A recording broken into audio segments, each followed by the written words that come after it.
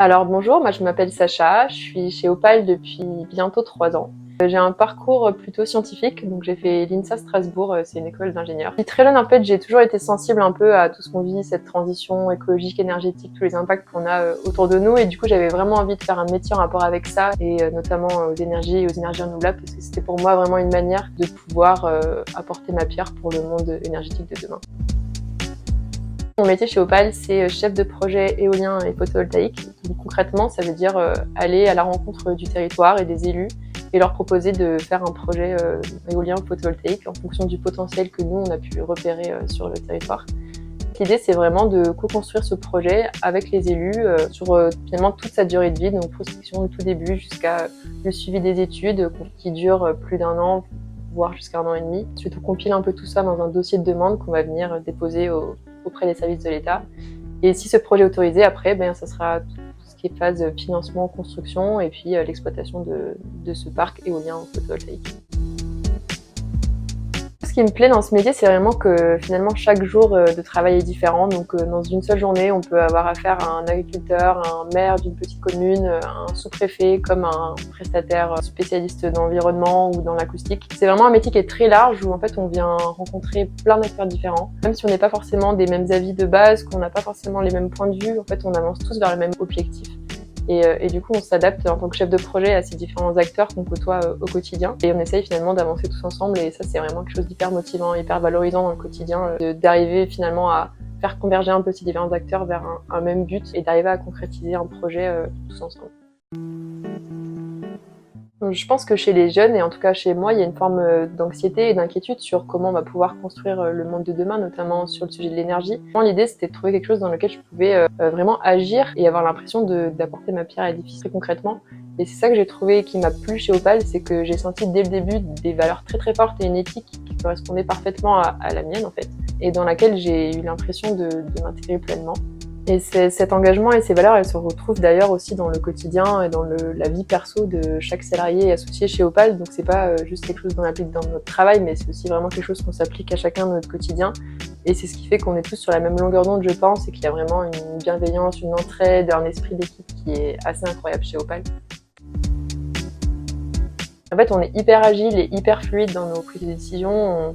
Ça permet de nous adapter finalement vraiment à chaque territoire et à faire un projet qui est co-construit, raisonné et qui est vraiment adapté au territoire et pas vraiment un modèle ou un schéma qu'on imposerait un peu partout, mais vraiment quelque chose de fin et d'étudié sur place. Du coup, un peu le revers de tout ça, du fait d'être une petite structure, c'est qu'on n'a pas forcément bien sûr une assise financière qui nous permet d'investir dans énormément de projets à droite et à gauche. Mais je pense que ça finalement c'est un peu notre force aussi, c'est qu'on ne tire pas un peu tout azimut, mais on se concentre vraiment sur quelques projets qui pour nous sont vraiment des projets structurants et des projets qui ont du sens. Les élus, ils sentent qu'on est là, qu'on est humainement très présent. On arrive vraiment avec un côté, s'il faut qu'on vienne toutes les semaines parce qu'il y a une urgence sur le territoire, on viendra, on n'est pas loin, il n'y a aucun problème et le projet, on le co-construit avec vous. On s'intéresse vraiment à des sujets très nouveaux, très récents.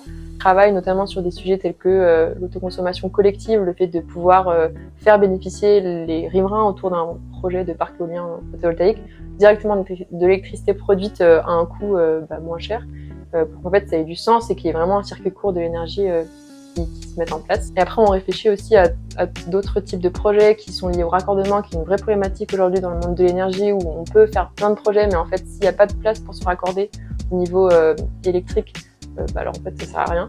On réfléchit à des sujets tels que l'hybridation, où en fait l'idée c'est de faire un projet photovoltaïque à côté d'un parc éolien, et en fait de venir brancher ce parc sur le parc éolien existant, bénéficier du fait que ces deux énergies ne se produisent pas forcément en même temps.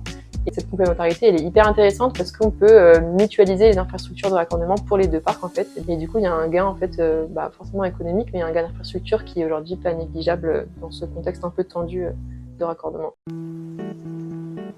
On ne prétend pas que les énergies renouvelables, c'est des moyens de production parfaits, sans impact, vraiment idéaux. D'ailleurs, ça n'existe pas. Mais c'est finalement un des moyens qu'on a aujourd'hui pour produire de l'électricité décarbonée et rapidement, parce que on a quand même une problématique d'un parc nucléaire qui est vieillissant et aujourd'hui on n'a pas non plus énormément de solutions devant nous. Donc les énergies renouvelables, c'est une des solutions qu'on a. Et pour moi, les énergies renouvelables, c'est aussi un moyen finalement de remettre un peu la production d'énergie au centre de nos quotidiens.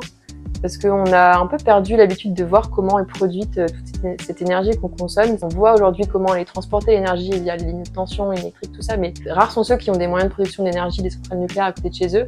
Et finalement, je trouve qu'on perd un peu le sens. Finalement, on consomme mais on voit pas trop d'où vient. C'est un peu magique comment elle vient, cette électricité, jusque chez nous.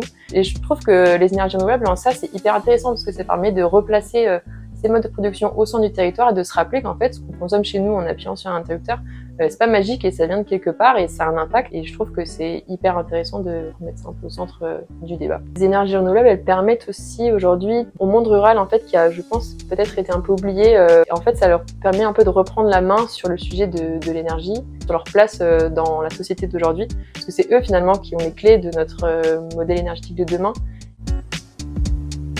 Donc pour conclure, je dirais que quand j'étais plus petite, j'étais très sensible à ces sujets-là et que je me disais j'ai envie de sauver le monde. Aujourd'hui, je me rends compte que finalement, c'est pas une question de sauver le monde parce que le monde il se portera sans mieux quand on sera plus là en fait, si on n'arrive pas à continuer à vivre normalement sur cette planète. Mais en fait, ce qu'on a à faire, c'est essayer de changer notre manière de l'habiter, cette planète, et aller vers un monde plus vertueux et avec des moyens de production plus intelligentes et que les énergies renouvelables, je pense que c'est une solution et une belle solution.